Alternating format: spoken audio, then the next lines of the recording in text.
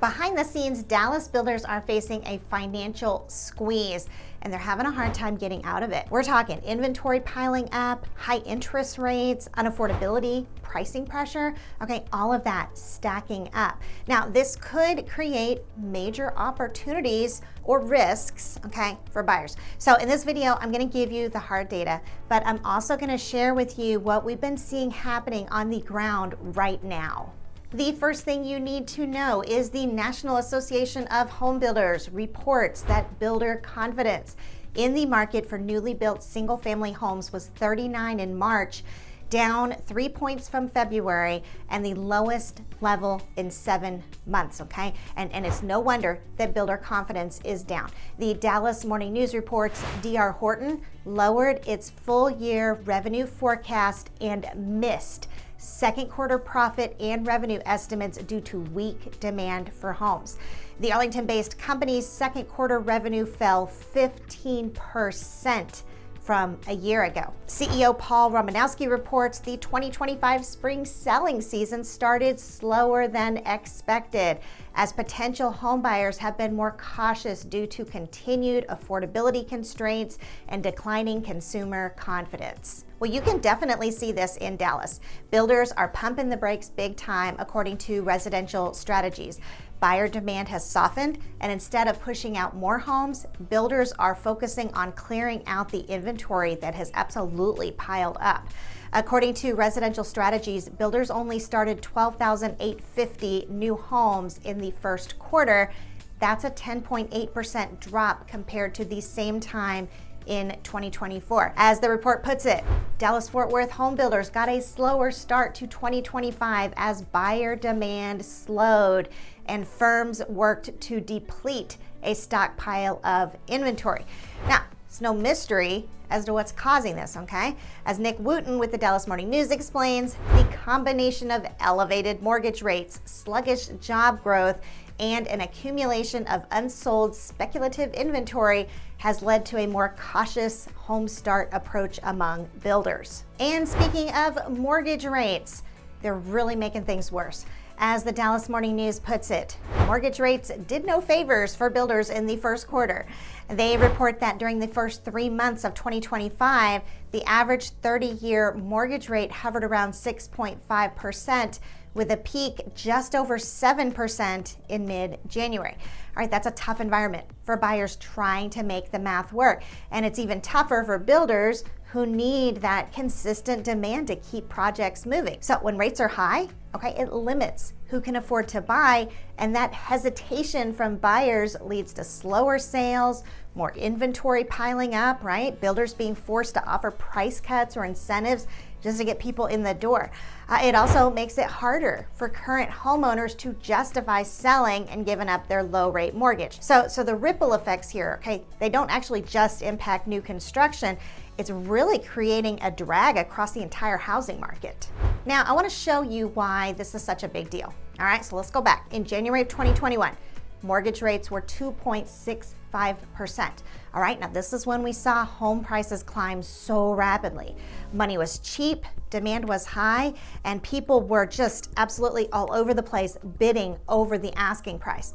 So now, fast forward to April of 2025, okay, and rates are at 6.64%.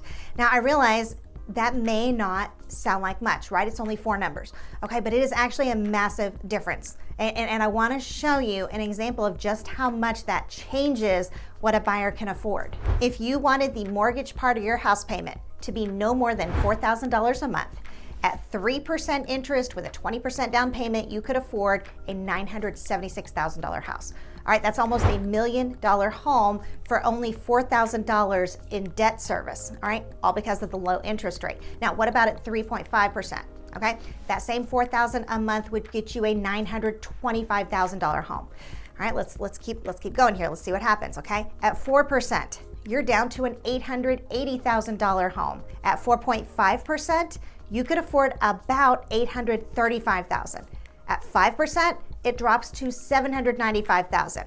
At 5.5%, it's around $756,500. At 6%, you're looking at a $721,000 house. And once you hit 6.5%, which is about where we are today, all right, that budget shrinks down to a $688,000 home. So do you see how quickly buying power gets eroded away by rising mortgage rates? All right, you went from being able to pay down the debt on nearly $1 million home to being pushed into the upper 600s, okay, in order to not change your monthly mortgage payment. That's a $288,000 difference just from those increasing mortgage rates. And that's why even small movements in rates can have massive consequences, not just for buyers, but for sellers, builders, and really the entire housing market. I hope you can better understand now why all of these builder sales are being hurt by mortgage rates. Ben Caballero, founder and CEO of Homes USA, explains Texas new home sales softened last month, largely due to high mortgage rates and economic uncertainty. And you have to remember, spring is typically the kickoff for the busy home buying season. But according to Caballero, the numbers are telling us to expect only a moderate bounce. And he's not wrong. Pending sales, all right, which are usually a strong predictor of what's ahead, they're showing weak momentum heading into the first half of 2025. Caballero does offer us a little glimmer of hope, noting that the outlook could improve if interest rates come down. But for now, right, the here and now, high borrowing costs, okay, they're dragging on both builder confidence and buyer affordability.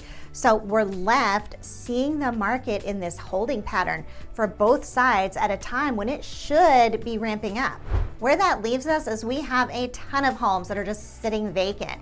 The article states that finished vacant inventory remains elevated in North Texas. By the end of March, there were 11,574 finished but unsold homes. That's an increase of 4.3% since the end of last year.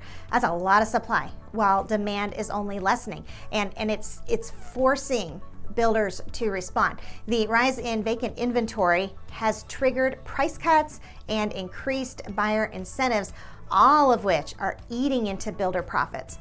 It's a sign of just how much pressure builders are under and how much leverage informed buyers could have in this market. So clearly it goes without saying, all right, that the number of home sales have declined as well. The Dallas News reports that new home closings declined slightly, falling 7.5% to 12,313 homes. Adding to all the pressure builders are already facing, some people are talking about a new layer of uncertainty that's looming, all right? We all know what we're talking about here, okay? Potential tariff. As the Dallas News puts it, they must now contend with a rapidly changing economic picture around them, and potential tariffs cast shadows over the industry, leaving the road ahead unclear. However, the article continues saying that builders who spoke with the Dallas Morning News said they aren't feeling any negative impacts from the tariff uncertainty yet. Now that said, all right, suppliers are signaling to builders that material costs could be going up soon. Don Dijkstra, co-founder of Bloomfield Homes, said, "We've been getting a lot of letters from suppliers warning us about potential cost increases due to the tariffs.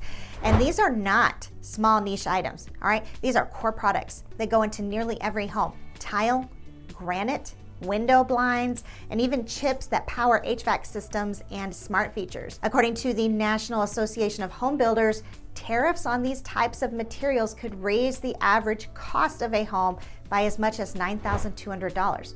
Right, that's a big jump, especially in a market that's already being weighed down by high interest rates and soft demand. Whether they're feeling the impact or not, some builders are starting to make adjustments accordingly, all right? Like, for example, Shattuck Home. They had to change faucet suppliers after hearing that their preferred model might see price increases. The company manager said, "We're pushing back where we can."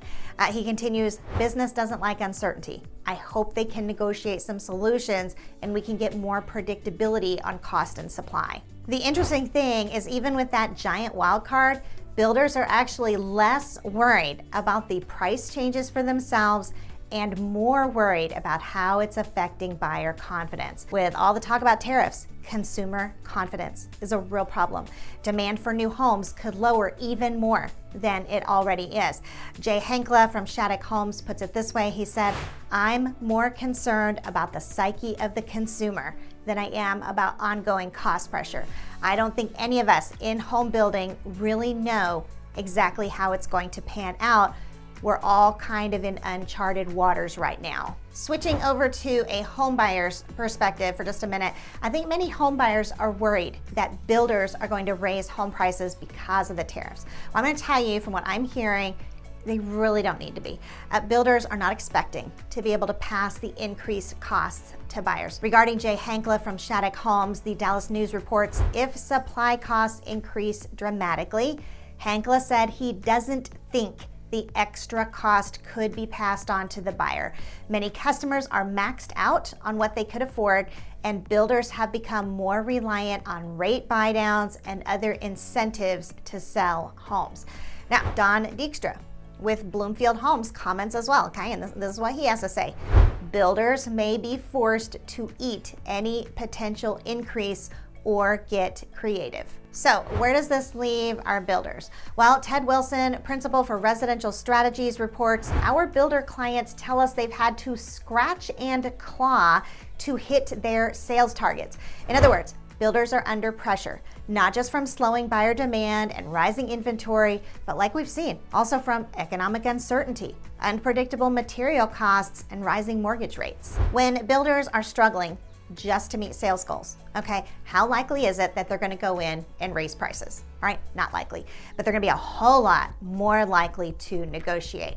But what I want to do, okay, is I want to see how this is actually playing out in the market. All right, so what we're going to do now is we're going to take a look at the data in real time.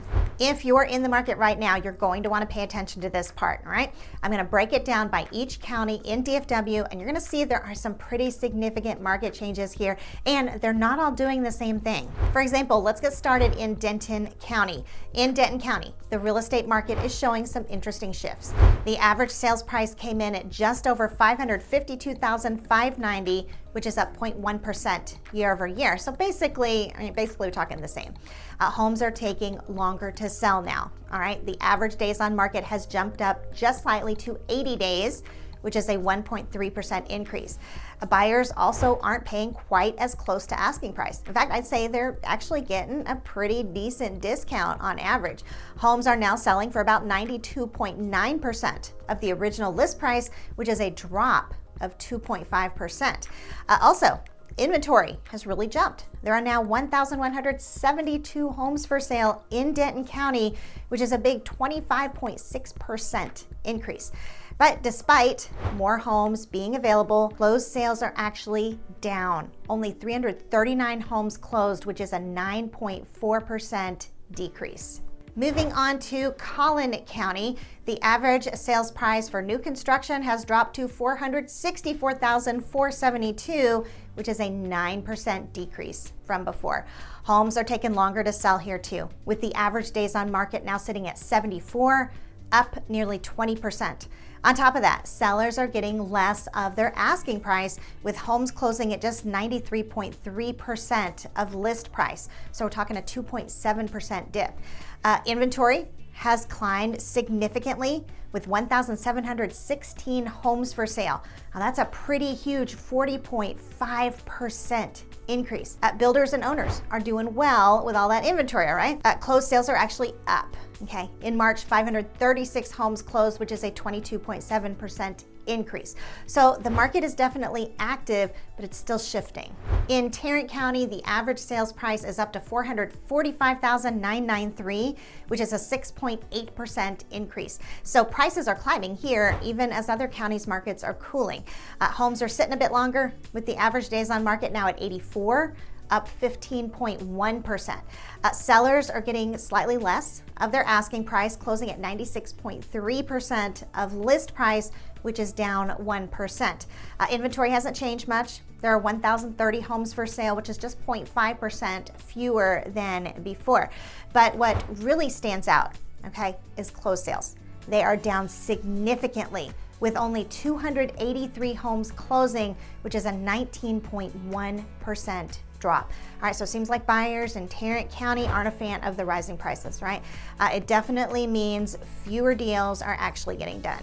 In Dallas County, the average sales price has dropped to $593,821, which is down 11.5% compared to before. So that's a pretty noticeable dip.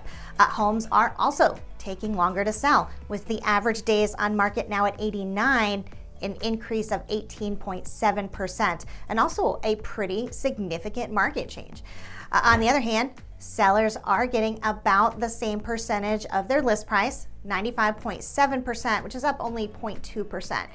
Inventory is also on the rise, with a pretty big jump of 25.5%, and now 1,145 homes currently for sale. But even with more options on the market, closed sales are down. Only 227 homes closed, which is a 6.6% decrease. So there's more supply but less movement. In Rockwall County, the average sales price has inched up to $517,513, which is just a 3.6% increase. But even with such a small price bump, homes are sitting a lot longer. On average, 108 days on the market, which is a 42.1% jump. So no surprise, sellers are continuing to have to negotiate a good bit, with homes closing at 93.2% of their list price, down just slightly by 0.1%. Inventory has grown quite a bit here too, with 401 homes for sale, which is, okay, get this, a 46.4% increase. So while prices are up a little, it's taken longer to sell, there's way more competition, and buyers may have more room to negotiate. Still, closed sales are actually up 40.6% now at 97 sales. In Kaufman County, the average sales price has edged up slightly to $343,812, a 1.9% increase. Homes are spending just a bit more time on the market too, okay, 81 days on average, which is up 2.5%. Sellers are actually getting a touch more of their asking price, closing at 93.9%, which is a 0.3% improvement. Inventory has again seen a solid increase, with 666 homes now on the market. That's up 29.8%. But, okay, again, despite more homes being available, closed sales have once again taken a sharp hit. Only 157 new construction homes closed, which is a 25.9% drop. So while prices are holding steady, fewer buyers are pulling the trigger. In Ellis County, the average sales price has gone up slightly to $455,754, which is a 3.3% increase. Homes are also taking a bit longer to sell, now sitting on the market for an average of 107 days. Okay, that's up 12.6%. Sellers are getting just a hair less than asking, with the average closing at 94.7% of list price, which is really just a tiny drop of like 0.1%. Inventory grown modestly, with 596 homes currently for sale, up 4.7% from before. And unlike so many of our other counties, all right, Ellis County is actually seeing more homes close. Closed sales are up 7.8%, with 152 homes sold, showing that buyers are still active here. Now, I do want to issue a bit of a caution here as we're digesting this data. Obviously, it's looking like our builders are in trouble, okay? But we really have to be careful how much stock we put into one metric in particular, and that's the average percent of list price. Many times builders start out with these super inflated prices, knowing full well the home isn't worth anywhere near that amount. And then they do these massive price reductions to make you think you're getting a good deal. Okay, what you need to know, it's just a ruse. So many times, the only thing the average percent of list price tells us is how much the builders have been manipulating sales prices. So you do want to keep that in mind, all right? Because there is a ton of financial danger there. So if that whole topic is unfamiliar to you, like you've never heard about that before, you definitely want to check out this video here. So check it out, and I'll see you there.